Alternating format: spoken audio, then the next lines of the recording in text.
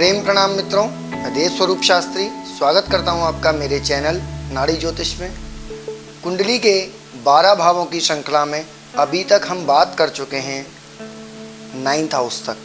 9th house के बारे में पिछले एपिसोड में हमने बताया था कि 9th हाउस से कौन कौन सी चीज़ों को देखा जाता है और 9th हाउस में कौन कौन से ग्रह होने से क्या क्या होता है। आज हम बात कर रहे हैं 10th हाउस की। कुंडली में 12 भाव होते हैं, उसमें से जो 10वां भाव होता है वह सरकार का, गवर्नमेंट का, जॉब का, आपके कर्म का और आपके ऑफिस का होता है। जब 10th हाउस आपका अच्छा होता है तो मान सम्मान पद प्रतिष्ठा आपकी बहुत अच्छी होती है। सरकार से भी आपको लाभ होता है। जिस समय 10th हाउस अगर बिगड़ जाता है तो सरकार आपके विपरीत हो जाती है। 10th हाउस अगर अच्छा होता है तो पिता का प्रेम पूरा मिलता है, पिता का प्यार पूरा मिलता है और पिता से संबंध अच्छे रहते हैं, पैतृक धन भी मिलता है। 10th हाउस स्ट्रांग होने के कारण व्यक्ति सरकारी सेवाओं में उच्च पदों पर विराजमान होते हैं। अब डिपेंड करता है कि 10th हाउस के भाव का स्वामी कहाँ गया है।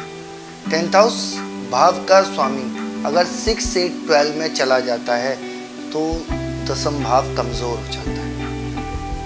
10th भाव के घर का स्वामी यदि केंद्र में यानी कि 1 4 7 10, मैं पहले पिछले वीडियोस में भी कई बार मैंने बताया है कि केंद्र 1 4 7 10 और त्रिकोण 5 9 अगर इन हाउसेस में 10th हाउस का लॉर्ड होता है तो व्यक्ति को 100% मान सम्मान पद प्रतिष्ठा मिलती है। जब 10th भाव पर राहु आ जाता है तो ऐसे व्यक्ति का कार्य स्थिर नहीं रहता,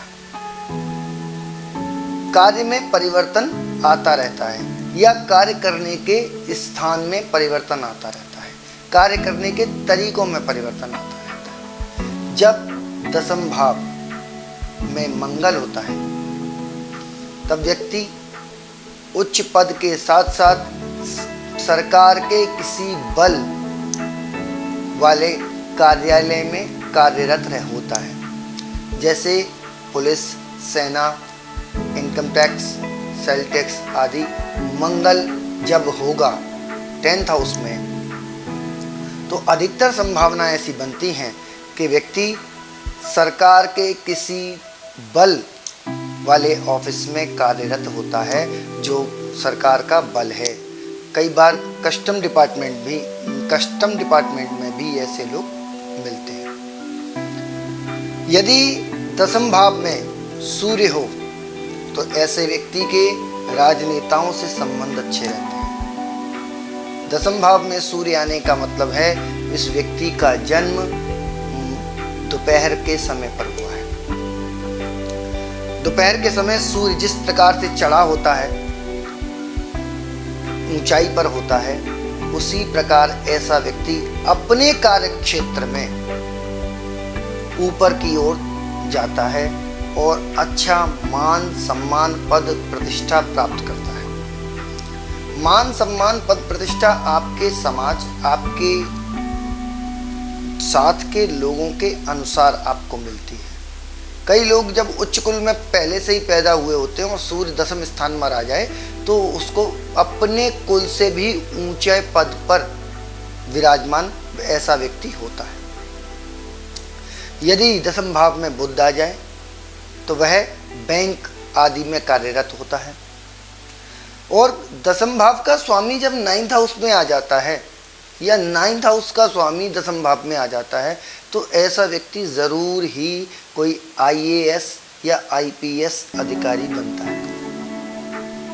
9th 10th हाउस का लॉर्ड जब आपस में सहयोग बनाते हैं, किसी भी प्रकार का संबंध बनाते हैं तो ज़रूर अधिकारी बनने का योग होता है। ऐसा आपको किरण बेदी जी की पत्री में मिल जाएगा, ऐसा आपको इंदिरा गांधी जी की कुंडली में भी मिल जाएगा।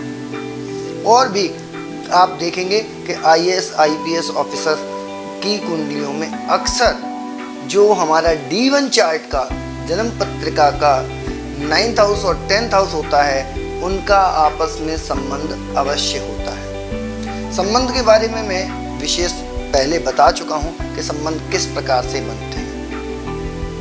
दसम भाव आपके ऑफिस में आपके साथ राजनीति होगी नहीं होगी, आपको मान सम्मान मिलेगा नहीं मिलेगा, आपके कलीग्स आपको सम्मान देंगे या उन कलीग से आपके संबंध कैसे रहेंगे, ये सब कुछ दसम भाव बता देता है। दसम भाव साथ ही साथ आपके घुटनों का भी होता है। यदि घुटनों में कहीं प्रॉब्लम आ जाती है शरीर में, तो हमें अगर कुंडली में देखेंगे तो दसम भाव से रिलेटेड कहीं ना कहीं कोई प्रॉब्लम चल रही होगी, इसीलिए घुटनों में प्रॉब्लम आ रही है। तो इसी प्रकार की जानकारियां मैं आपको आगे भी देता रहूं। उसके लिए मेरी वीडियोस को लाइक करें, शेयर करें, मेरे चैनल को सब्सक्राइब करें। जय कृष्ण काली।